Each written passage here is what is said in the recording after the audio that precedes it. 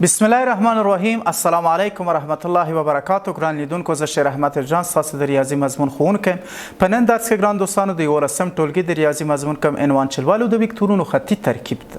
ډیر زیات اړین او مهم درس ده ګران دوستانو، او همدارنګه خپلواکي پیښې به غیر خطي خپلواکي پیښې هم په د درس کې زه تاسو ته ارائه کوم. مخکې له دې نه چې نوی درس پیل کړو ګران لیدونکو، یوه لنډه کتنه به وکړو تیر شوي درس ته. موږ په تیر شوي درس کې کوم عنوان ولوسته؟ هو ګران لیدونکو، په تیر شوي درس کې موږ وکتوري ضرب د دوه وکتورو ولوست. یعنی دوه وکتورونه که چیرته غواړو په وکتوري ضرب کې په وکتوري ډول ضرب کو، حاصل وکتور حاصلېږي او هغه وکتور په دواړو وکتورونو څه شی ده؟ عمود ده. ګرانو لیدونکو، نن درس زموږ د وکتورونو خطي ترکیب ده چې غیر خپلواکي پیښې هم کولی شئ غیر خپلواکي خطي وکتورونه هم په ده کې وپېژنئ. اول راځم مشخصاتو چې په تخته کې ما لیکلي. عنوان غیر خپلواک خطي وکتورونه یا د وکتورونو خطي ترکیب په هکله ده ګران دوستانو. ټولګي 11 ریاضي مضمون هدف خپلواک او غیر خپلواک وکتورونو پیژندل، چې څه وخت یو وکتور خپلواکه ده او څه وخت غیر خپلواکه ده. نو دا به انشاءالله په نن درس ګران دوستانو تاسو ته معلومات درکړم. راځم سلایډ ته. په سلایډ کې تاسو ګورئ ګران دوستانو د وکتورونو خطي ترکیب ده. د وکتورونو خطي ترکیب ډیر اړین او مهمه موضوع ده. د یو سټ د وکتورونو د سکالري مضربونو مجموعه ده د همغه سټ د وکتورونو د خطي ترکیب په نامه یادېږي. دغه تعریف ده چې حتما په کتابچو کې ځان سره یادداشت کړئ. د یو سټ د وکتورونو د سکالري مضربونو د سکالر لکه الفا یو، الفا دوه، الفا درې، الفا څلور تر الفا ان، دې ته سکالر وایي. سکالر په معنا د عدد. مضربونو مجموعه د همغه سټ د وکتورونو د خطي ترکیب په نامه یادېږي. یعنی څه؟ که ته ولرې څو دانې وکتوره ای یو وکتور، ای دوه دویم وکتور، ای درې دریم وکتور تر ای ان پورې وکتورونه وي. دا د یو سټ وکتورونه وي. او الفا یو، الفا دوه، الفا درې ټکی ټکی تر الفا ان چې دا فقط کې شامل په حقیقي اعدادو کې وي، دا سکالرونه وي. دا څه وي؟ سکالرونه وي. په دې صورت کې دغه سکالر په وکتور کې چې تاسو ضرب کړئ، الفا یو ضرب د ای یو، الفا دوه ضرب د ای دوه، الفا درې ضرب د ای درې، الفا څلور ضرب د ای څلور، ټکی ټکی الفا ان ضرب د ای ان. دغه ته ویل کېږي خطي ترکیب. دې ته ویل کېږي څه شی؟ خطي ترکیب. یعنی وکتورونه په سټ د وکتورونو کې تاسو سکالرونه چې ضربوئ، که د ضرب حاصل یعنی الفا یو ای یو، الفا یو سکالر ای یو وکتور، الفا دوه سکالر ای دوه وکتور، که همدا رقم ضرب کړئ، دغه ته ویل کېږي څه شی؟ آفرین، خطي ترکیب ویل کېږي. نو ای وکتور چې دا مې په ای وکتور وښوده، نو ای وکتور د ای یو وکتور، د ای دوه وکتور، د ای درې وکتور تر ای ان وکتوره رونو څه شی په نوم یادېږي؟ خطي ترکیب په نامه یادېږي. یعنی دغه ای وکتور چې سکالر د په وکتور کې ضرب کړه، همدغه ای وکتور د دغه وکتورونو څه شی ده؟ آفرین، خطي ترکیب ده.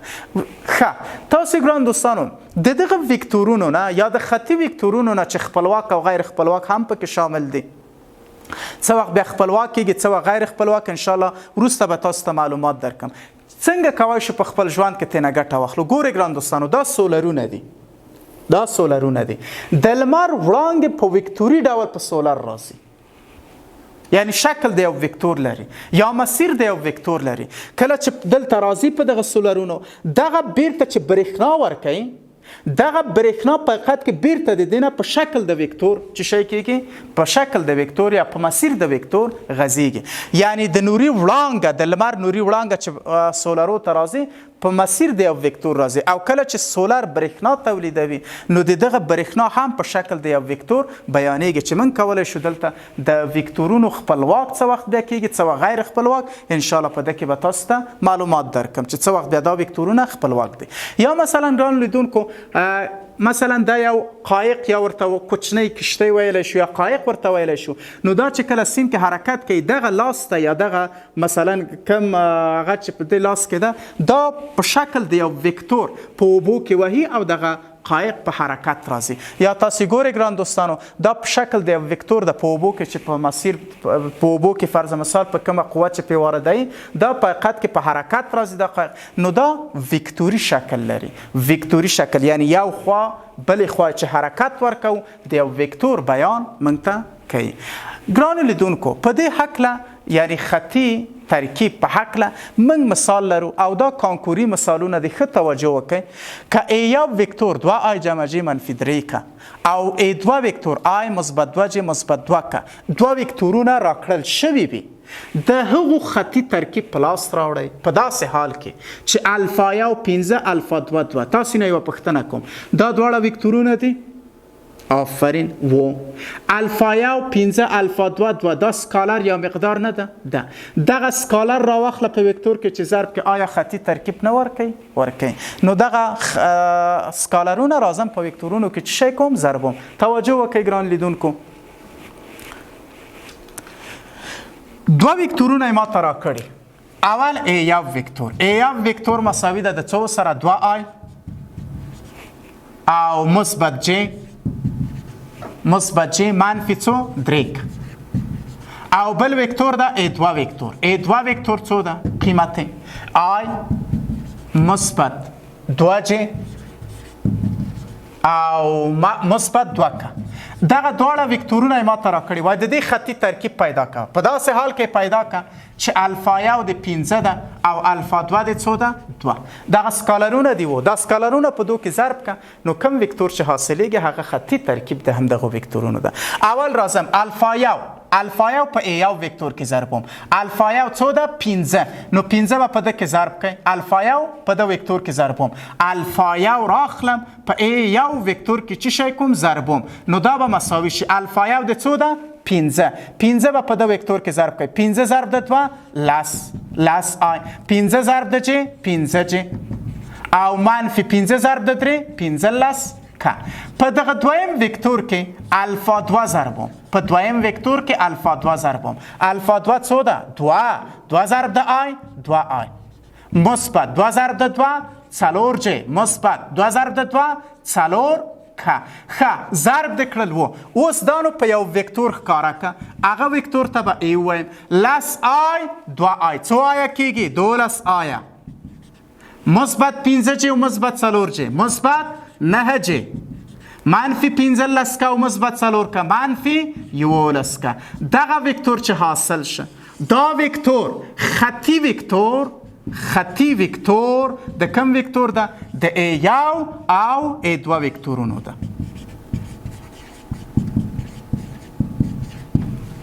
دغه وکتور خطي وکتور د دواړو وکتورونو ده ډېر اسانه یعنی سکالرونه د پکې ضرب که په آخر کې جمع که کم وکتور چې حاصلېږي دا خطي ترکیب د دواړو وکتورونو ده نو راځم ګران دوستانو نورې خبرې هم تاسو ته په سلایډ کې په پام کې نیسم بل کانکوري مثال ده دا مثال ډیر اړین او مهم ده که A1 مساوي وي 2 او 3 ګورئ وکتور ده 2 او 3 A2 15 و یا وکتورونه راکړل شوي وي نو وښایست چې A وکتور مساوي شپږ او منفي 15 وکتورونه د A1 او A2 وکتورونو چې شی ده خطي ترکیب دوه وکتوره یې ماته راکړې د دواړو وکتورونو خطي ترکیب یې ماته راکړی وای تاسو ښکاره کړئ چې دغه د ده وکتور چې شی ده خطي ترکیب ده زه به په تخته کې حل کړم تاسو ته موږ ته اول وکتور راکړی ده 2 او څو 3 او دویم وکتور A2 وکتور ده A2 وکتور څو ده 15 و 1 وای د دو خطي ترکیب څو ده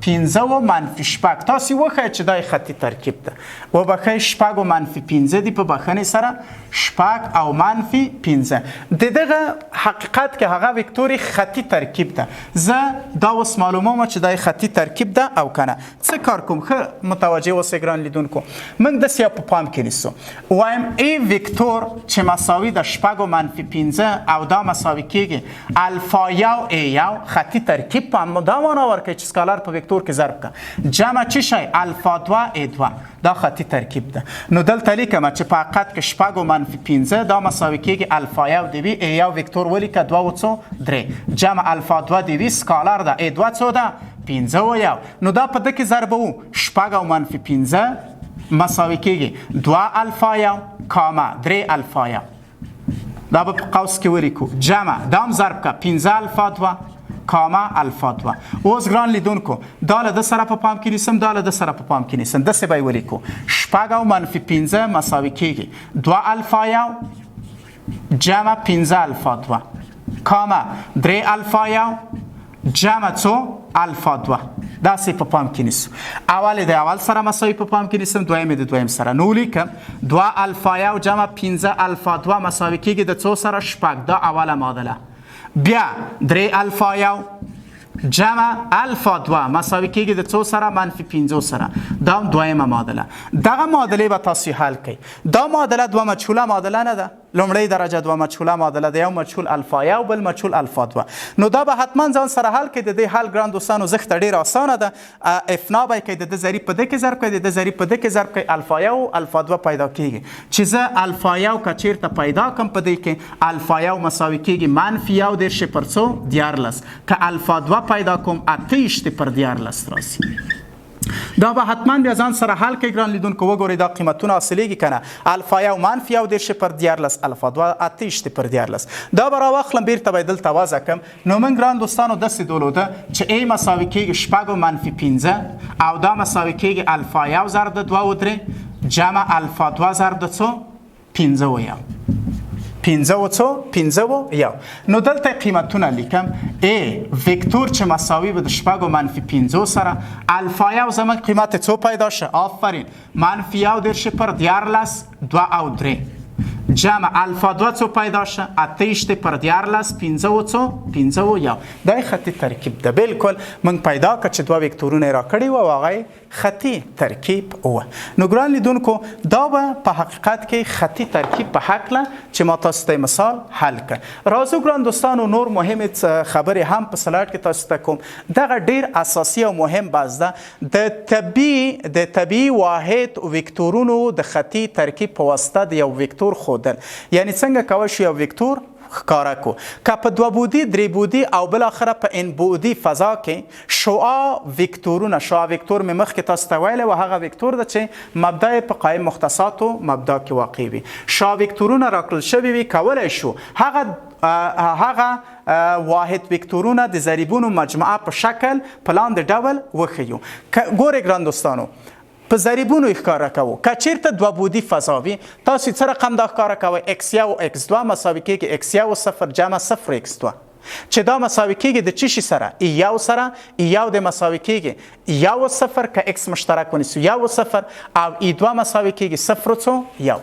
نو داسې هم لیکلی شو چې x1 او x2 مساوي کېږي a1 x1 جمع a2 x2 او دا داسې لیکلی شي xi جمع yj په 2 بودی فضا کې ده.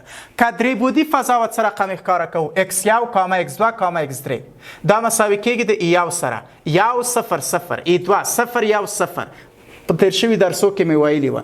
e3 څه رقم لیکم؟ 0 0 1. نو دا ګران دوستانو داسې لیکلی شم x1 کاما x2 کاما x3 مساوي کېږي e1 x1 جمع e2 x2 جمع e3 x3 یا داسې لیکلی شي xi جمع yj جمع z. که دا په 3 بودي فضا کې ده. که په n بودي یا په عمومي حالت کې په پام کې ونیسو نو داسې لیکم x1 کاما x2 کاما ټکی ټکی xn مساوي کېږي x1 کاما 0 کاما 0 0 تر آخره بیا 0 x2 کاما 0 0 0 تر آخره جمع ټکی ټکی 0 0 آخر کې xn راځي. نو ګران لیدونکو تاسو متوجه اوسئ په اول کې که x1 مشترک ونیسم 1 کاما 0 کاما 0 تر 0 په دویم کې x2 مشترک ونیسئ 0 کاما 1 کاما 0 کاما 0 تر آخره ټکی ټکی دا ادامه لري. په آخر کې که xn مشترک ونیسو 0 کاما 0 کاما 0 آخر 1. نو دا داسې لیکلی شم x1 a1 جمع x2 a2 جمع x3 a3 ټکی ټکی بالاخره xn an. دغه په حقیقت کې ان بودی فضا کې د وکتورونو ښودل دي چې په دغه ډول کولی شو ښکاره کړو. اوس راځو ډېر یو اساسي مهم بحث ده.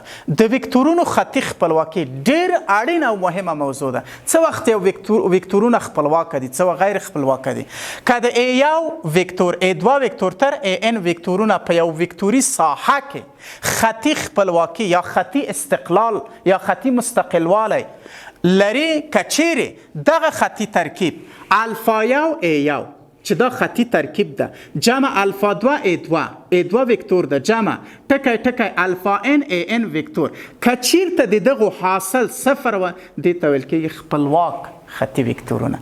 خطي ترکیب خو ما تاسو ته ویلو چې سکالر په وکتور کې ضربېږي. که چیرته دغه خطي ترکیب حاصل څو وي؟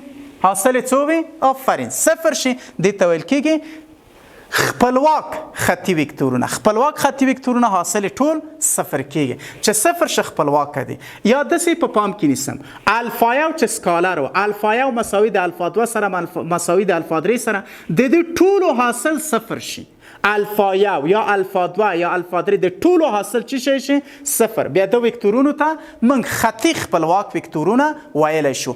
بل غیر خپلواک خطي وکتورونه لرو. څه وخت وکتورونه غیر خطي خپلواک دي که چیرته ای یو وکتور کاما ای 2 وکتور تر ای ان وکتورونه خطا مربوط یا غیر خپلواک یا خطي انحصار لري که چیرې یوازې او یوازې الفا یو ضرب د ای یو وکتور جمع الفا 2 ضرب د ای 2 وکتور جمع ټکی الفا ان ضرب د ای ان وکتور مساوي د صفر سره وي، خو کم تر کمه یا لږ تر لږه یو ضریب صفر نشي. ګورئ ګران لیدونکو په خپلواک کې همدغه مساوي د صفر سره و او الته الفا یو مساوي د الفا 2 مساوي د الفا 3 تر الفا ان ټول مکمل چی شی و صفر.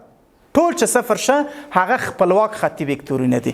او که چیرته په دغو کې یو یا لږ تر لږه یو سکالر صفر نشي بیا هغه ته خطا مربوط یا غیر خپلواک وکتورونه وایي. په دې هکله یو مثال لرو. دغه مثال به په ګډه سره حل کو. دا مثال داسې ده ای یو وکتور ای 2 وکتور ته ای ان وکتورونه په لاندې ډول راکړل شوي دي. اول وکتور دویم دریم وښایست چې ای یو وکتور ای 2 وکتور او ای 3 وکتورونه خطي خپلواکي لري او کنه. دا به زه په تخته کې ګران دوستانو تاسو ته حل کوم، توجه وکړئ. را باشم ګران لیدونکو دا سوال به حل کوم. ما ته 3 وکتورونه راکړي دي. اول وکتور ای یو وکتور دا مساوي کیږي د څو سره 1 2 او ای 2 وکتور چې دا مساوي کیږي د څو سره آفرین 0 3 1 0 3 1 او ای 3 وکتور مساوي د څو سره ای 3 وکتور مساوي د 2 3 1 2 3 1 وای دا ماته ښکاره کوي چې ای اول وکتور دویم وکتور دریم وکتور خطي خپلواک وکتورونه دي. خطي خپلواک زه وایم که چیرته دا خطي وکتورونه وي حتما الفا یو الفا 2 الفا 3 دا ټول مکمل چی شی راځي صفر. نو زه دا څه رقم په پام کې نیسم خطي ترکیب اول لیکم الفا یو ای یو وکتور جمع الفا 2 ای 2 وکتوره جمع چی شی الفا 3 ای 3 وکتور 3 وکتوره لرو. دا مکمل مساوي د چی سره نیسو آفرین د صفر سره نیسو. او بل دا داسې لیکلی شم ګران لیدونکو الفا یو ای یو وکتور جمع الفا 2 ای 2 وکتوره جمع الفا 3 ای 3 وکتوره دا به مساوي شي د چی سره د وکتورونو سره. الفا یو په خپله لیکم الفا یو په خپله لیکم ای یو وکتور قیمت لرم و 1 2 0 جمع الفا 2 ضرب د دویم وکتور څو ده ماشاءالله 0 3 1 او جمع الفا 3 دا به په دریم وکتور کې ضرب کوي 2 3 څو 1. ګران لیدونکو توجه وکړئ دا به پکې ضرب کم. نو لیکم چې الفا یو ای یو وکتور جمع الفا 2 ای 2 وکتوره جمع الفا 3 ای 3 وکتور دا مساوي کیږي. دا به ضرب الفا یو ضرب د یو الفا یو جمع ببخښنې سره 2 ضرب د الفا یو او دا چې ضرب کو صفر کیږي جمع دا به ضرب کم 0 کاما 3 ضرب د الفا 2 3 الفا 2 1 ضرب د الفا 2 الفا 2 او جمع دا به ضرب کم 2 الفا 3 او بیا څه رقم په پام کې نیسم آفرین 2 الفا 3 3 الفا 3 او الفا 3 دا مکمل د چی سره مساوي نیسو د صفر سره 0 0 0 یعنی درې بودی فضا ده. اوس ګران دوستانو دا به سره چی شي کوم دا به سره چی شي کو دا به سره په پام کې ونیسو دا رقم الفا یو 0 2 الفا 3 یعنی الفا یو جمع 0 جمع 2 الفا 3 دا مساوي د چی سره په پام کې نیسم د صفر سره. بیا دویم 2 الفا یو جمع 3 الفا 2 جمع څو 3 الفا 3 دا هم مساوي ده صفر سره. بیا دریم 0 جمع څو الفا 2 ماشاءالله جمع څو الفا 3 دا مساوي د چی سره د صفر سره. نو دا درې مجهوله معادله ده. دا ولک سره ساده کو دا به داسې په پام کې ونیسم الفا یو جمع 0 ملیکه د عینیت عنصر ده خیدا به ولیکو الفا یو جمع څو 2 الفا 3 او دا مساوي کیږي د څو سره د صفر سره. اوله معادله شوه. دویمه معادله 2 الفا یو جمع څو جمع 3 الفا 2 جمع څو 3 الفا 3 او دا هم مساوي ده د چی سره د صفر سره. دا دویمه معادله. دریمه معادله الفا 2 جمع څو الفا 3 او دا مساوي کیږي د چی سره درېیمې معادلې سره. دلته نو زه غواړم چې د الفا 1 الفا 2 الفا 3 قیمتونه پیدا کړم چې دا سکالرونه دي. اول د دغه ځینه په تعویضي طریقه یې لیکای شم چې الفا 2 جمع الفا 3 مساوي کیږي د څو سره؟ آفرین د 0 سره. الفا 3 اخوا ته انتقال کا، الفا 2 مساوي کیږي منفي الفا 3 سره. دا په پام کې نیسو. دا راوړو په دویم کې وضع کوم. په دویمې معادلې کې توجه وکړئ، دویمه معادله زموږ څه رقم ده؟ 2 الفا 1 جمع څو؟ 3 الفا 2 جمع څو؟ جمع 3 الفا 3 او دا مساوي د څو سره ده؟ د 0 سره. په دغه کې دغه قیمت به وضع کوي. الفا 2 مساوي کیږي منفي الفا 3. خی 2 الفا 1 جمع 3 د الفا 2 په ځای منفي الفا 3 او مثبت 3 الفا 3 مساوي څو؟ 0. 2 الفا 1 مثبت دا چې ضرب کو منفي بشي، منفي 3 الفا 3 مثبت 3 الفا 3 مساوي څو؟ 0. دا له د سره خلاصيږي خو منفي کیږي 0 کیږي. نو 2 الفا 1 مساوي ده د څو سره؟ 0. اطراف کا دوو تقسیم کنو د الفا 1 قیمت څو راغی؟ آفرین د الفا 1 قیمت 0 شه. اوس الفا 2 پیدا کوم. دغه الفا 1 قیمت راخلم په اوله معادله کې وضع کوم. الفا 1 جمع څو؟ 2 الفا 3. دا به راواخلې په چی شي کې به یې وضع کوي ګران لیدونکو؟ په اوله کې د الفا 1 په ځای قیمت وضع کوم. الفا 1 جمع 2 الفا 3 مساوي څو؟ 0. الفا 1 څو راغی؟ 0 جمع 2 الفا 3 مساوي 0. خی 2 الفا 3 به مساوي د څو سره شي؟ 0. اطراف که په دوو تقسیم کو الفا 3 څو راغی؟ 0. الفا 1 پیدا شه، الفا 3 پیدا شه. دلته کې وضع کو الفا 2 به پیدا شي په درېیمې معادلې کې، یا دلته وضع کوي فرق نه کوي. نو الفا 2 جمع الفا 3 مساوي د څو سره ده؟ د 0 سره. په درېیمه معادله کې دا ګران دوستانو څومره معادله وه؟ آفرین دا وه اوله معادله او دا درېیمه معادله ده. په دې کې به تاسو د الفا 2 قیمت د الفا 3 قیمت به وضع کې الفا 2 پیدا شي. الفا 2 جمع 0 مساوي 0. خی الفا 2 به څو شي؟ آفرین الفا 2 مساوي کیږي د 0 سره. ګورئ الفا 1 څو شه؟ 0. الفا 2 څو شه؟ 0. الفا 3 څو شه؟ 0. یعنی ټول مکمل په حقیقت کې الفا 1 مساوي د الفا 2 مساوي د الفا 3 ټول مکمل چی شي شول؟ ټول مکمل 0 شه.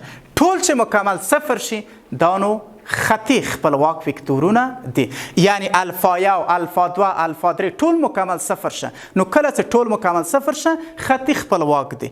ګرانو لیدونکو که چیرته یو د دونه یا الفا 1 یا الفا 2 یوي حداقل یو دانه که 0 شوی نه وه، بیا هغه ته موږ غیر خطي خپلواک وایو یا خطا مربوط ویل کیږي. را باشو دا درس به په خلاصه ډول ګران دوستانو تاسو ته بیان کړم. په نن درس کې موږ ګران دوستانو خطي ترکیب ولوسته او په خطي ترکیب کې ډیر مهم او اړینه خپلواک خطي ترکیبونه غیر خپلواک خطي ترکیبونه ولوسل. که چیرې د خطي خپلواک یعنی خپلواک خطي ترکیبونه که چیرته الفا 1 الفا 2 تر الفا n ټول مکمل 0 شي دیتا خپلواک خطي ترکیبونه وای. او که لا اقل یو د دونه 0 نشي، یو دانه که 0 نشي، نو ټولم که 0 شي یو دانه 0 نشي، بیا هغه ته خطا مربوط یا غیر خطي خپلواک وکتورونه ویل کیږي. ګرانو لیدونکو دا و زموږ نننی درس چې تاسو ځان لپاره ما تقدیم کړ. تر بل درس تاسو په لوی پاک الله سپارم. ښاد او بریالي اوسئ.